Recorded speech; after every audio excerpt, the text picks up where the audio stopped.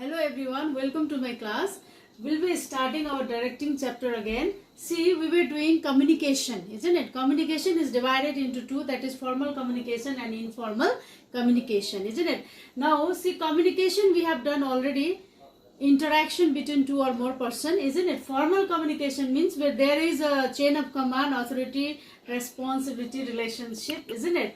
So that is formal communication. Okay, it's between superior and subordinate. Official communication is formal communication, but informal communication will be doing later on, and that means that exists within the formal communication. Okay, friendly relationship, cordial relationship between the superior and subordinate when they are from outside from the office, when they go for party, isn't it? Attending some party or get together and they talk about their family matters and all, that is informal communication. We'll be doing later on.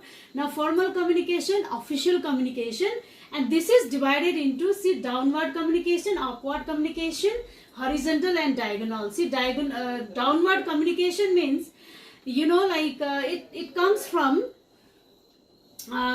downward communication when the superior gives some talks, speeches, or some kind of lectures to the subordinates. Okay, like conducting meetings. When a superior calls his subordinates for the meetings to discuss about any important topics, when he gives some ideas or talk about some official matters, their organizational, in the context of organization, when they talk about, isn't it? So that is meetings when they do, that is downward communication. It's going down. Okay, superior is saying something to the down level people, that is juniors, or you can say subordinate. Okay, now directives. Yes, when the superior gives instruction, guidelines to do something, gives orders to do something, that is also communication, and that is comes under downward communication. Okay, now upward communication, when it's in the form of suggestion system, formal grievance procedures, and task force. See,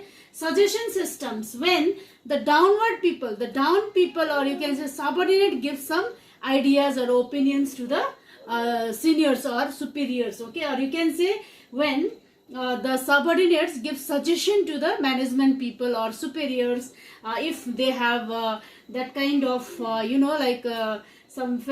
some ideas regarding reduction of prices, isn't it, to increase the sales volume or something like that, which are relevant to the business context. And then when the subordinate gives suggestion and they are getting benefit from their subordinate, means they will be rewarded also, isn't it? So in that case, suggestion system is also comes under upward communication. Likewise, formal grievance procedures is the same thing, when the juniors or the, you know, like subordinates, and then the followers or workers, employees, when they go and talk about their grievances, okay, in a proper channel, when they go up with the superior and talk about their grievances, that is also upward communication. Task force in the same thing, they have got the power of talking about their complaints, isn't it? If they are not satisfied with the organization and all those things, they talk about their complaints. That is also task force, representative of the like employees, or you can say management people. Okay, so they talk about their grievances. It also goes up. So likewise, these are upward communication. Horizontal means the communication between the same status people, same dignitaries, or same designated people, when they talk about, like for example, production manager and the sales manager, they are having communication, that comes under horizontal communication. Same status people, when they talk, that is horizontal communication. Diagonal communication is like cross. For example, production, production department, the people of the production department, or staffs of the production department is having some kind of communication or talk with the sales department officers, or you can say that sales department manager. Okay, production department employees is going to talk with the sales department head. So that is diagonal, cross.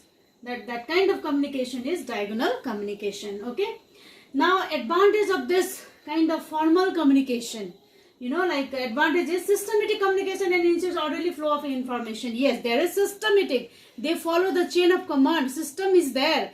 whom to talk with whom, isn't it? Whom to report whom, or they have got that kind of ideas or discipline they have to maintain while talking or communicating, means that there will be systematic process of communicating. Okay, now source of information can easily be located. Yes, so from where the information is coming, they are easily understanding who has instructed, isn't it, what kind of work they have to do in the organization, and who is like ordering them to do, isn't it? So these all the source they can easily understand. Easy to fix the responsibility of different employees, as there is a proof for the information. Yes, now there they have got the clear cut that kind of responsibilities and duties. So different employees are there, isn't it, like for their different work, and there is a system for following their instruction. It is easy to exercise control over the work performance of different employees. Yes, in this kind of formal communication, the superiors do not have any kind of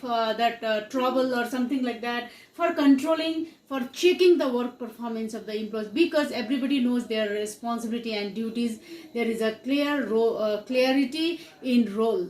Okay, so whatever they do the work, they have got clear about their job. Okay, now disadvantage is also there in the formal communication. What is that?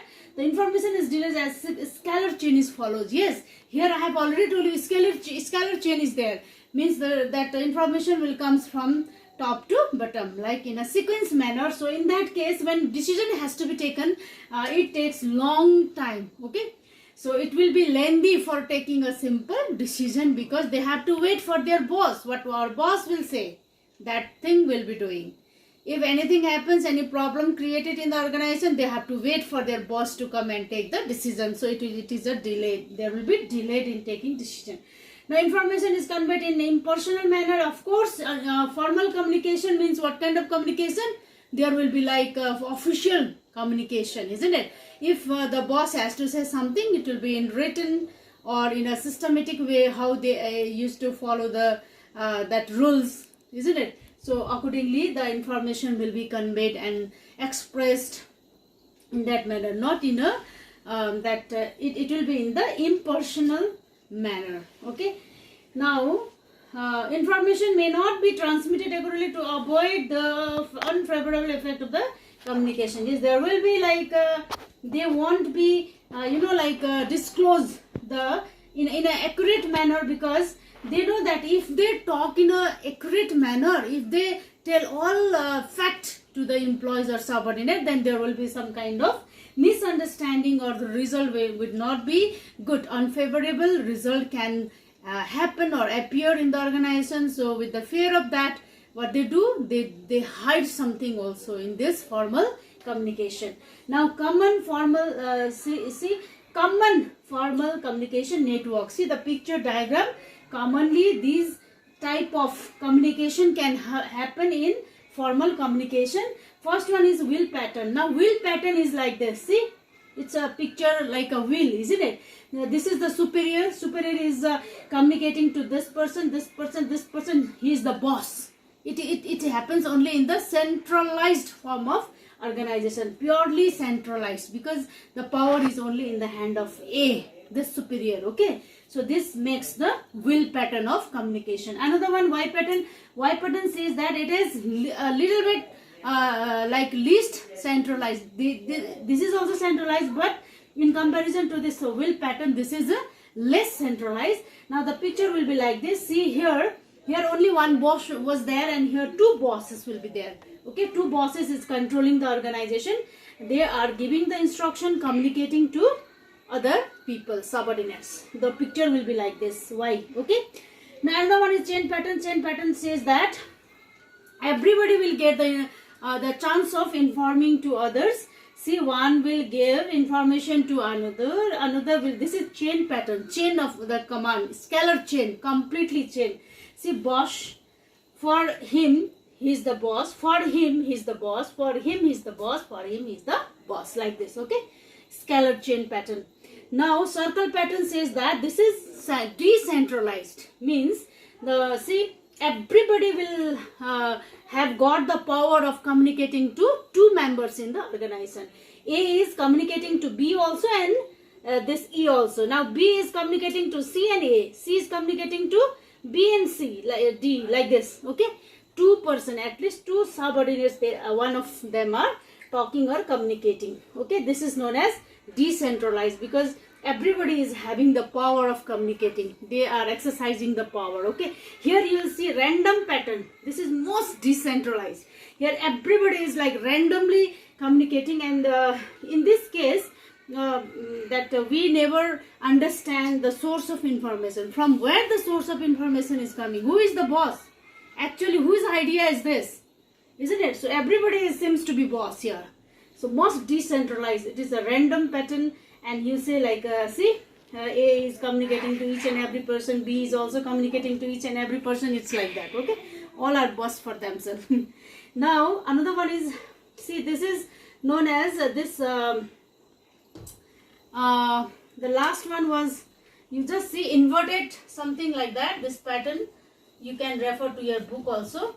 Now in this pattern, what will happen, one will communicate to his boss. See, B is communicating to his boss and also the boss of his boss, means one subordinate is talking to his superior, and also he is talking to superior's superior. Okay, so like that you can understand this pattern and then make the picture. So I hope that you'll be understanding the 6 formal communication network patterns. Okay, thank you so much.